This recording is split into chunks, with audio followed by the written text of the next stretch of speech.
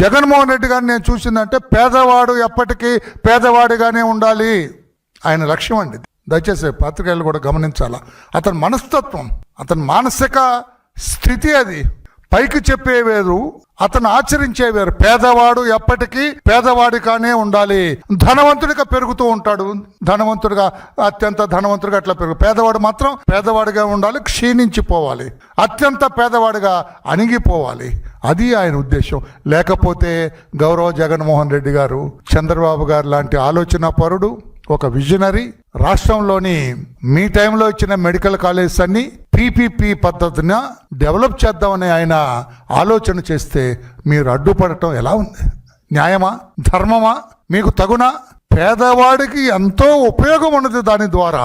దాన్ని దాచి పేదల కన్యామని దొంపదగా పేదవాడిని ఇంకా పేదవాడిని చేయలేనిది కదా నీ లక్ష్యం. పేదవాడికి ఉపయోగపడే పద్ధతి ఈ పీపీపీ పద్ధతి అని చెబుతారు. ఎందుకు?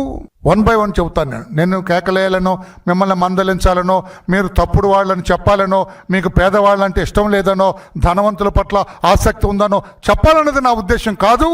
రాష్ట్ర ప్రజలు గమనించాలి గౌరవ జగన్మోహన్ రెడ్డి గారి మానసిక స్థితి ఏమిటి, ఆయన పరిస్థితి ఏంటో చెప్పాలన్నది నా ఉద్దేశం.